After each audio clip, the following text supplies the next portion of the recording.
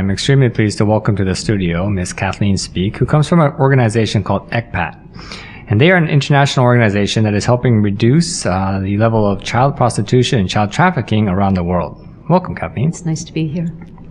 Now, this is obviously a serious issue that we hear about. What is your organization doing to help stop this?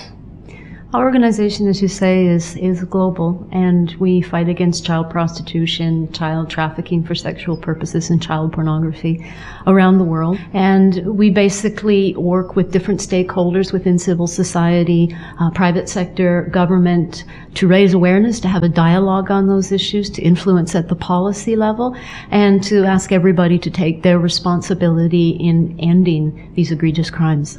So what kind of steps do you guys do to try to raise awareness on this issue?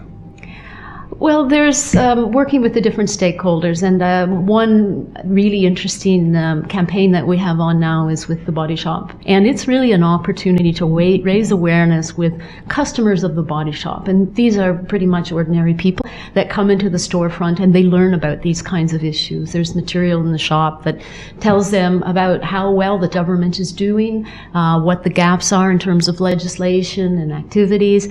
They can learn that information, then they can sign a petition and they can say to the government, please, we do want you to ratify certain conventions and take certain steps. The Body Shop is all over Bangkok and all over major cities, so it's convenient. It's convenient and terrific, because now all of the people that work in the shops have a very good understanding. We train them, so then they're able to talk with customers and really raise the level of the public's ability to be accountable in a sense, because they have information and they can ask questions.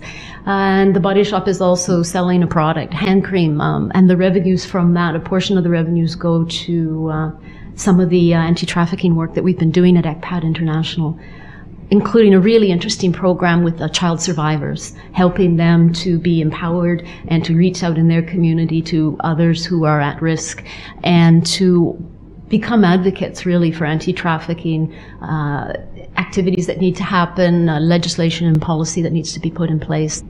What is the reaction from the communities that you go into when you start to bring this subject up? Obviously, it's a delicate subject. How do they respond to you guys? It really depends on who you're talking with, but I agree it is a delicate subject. For example, we have been for a number of years talking with organizations that work in the travel and tourism industry. And so when you talk to them about these things, at first they don't really want to hear. But I think when you provide the information about how children, perhaps on their property, could be vulnerable, they become aware and they want to make a change, and they want to be the eyes and ears within a community. What can we do to kind of help out? Well, please sign the petition. There's a few more days before it closes globally. On the end of September, we will be handing over the global petition to the UN Human Rights Council. Please go to our website. We're exploitation.net. You can learn more about our programming, and we're always grateful to those who press the donate button, because I can say that the money really does go into good projects in communities that make a difference for vulnerable youth and children who have been withdrawn from sex tourism and commercial sexual exploitation of children. Is this available at body shops all around the world? It's available in 50 countries. Okay. What's your deal with the Core Hotel? You know, many of tourists come in Thailand looking to book a hotel. What's the arrangement that you guys have with the Core Hotel? We've been working with the Core Hotel for 11 years now. We've been training with them, and together we've put together and worked on this code of conduct for the protection of children in travel and tourism. It just means that if you go into an Accor property, you'll see a donate box in the lobby, you'll see some material. They'll tell you a little bit about what sex tourism is and what are the signs that you should be aware of. They're also trained, if they see somebody come into the hotel who has a child with them, to know how to deal with that particular situation. They also will only sign contracts with suppliers that have child protection policies, and they'll do CSR work in the community to raise awareness and work with different constituents and police, and they'll actually provide a report of all of this. So these, I think, are the kinds of hotels that all of us would like to patronize, and they are doing this in Thailand, in Asia, and in 34 countries. So some of these hotels would be like Novotel, Sofitel, very popular hotels here in Bangkok. Absolutely. Tourists could stay at that if they want to help out. This is a good option.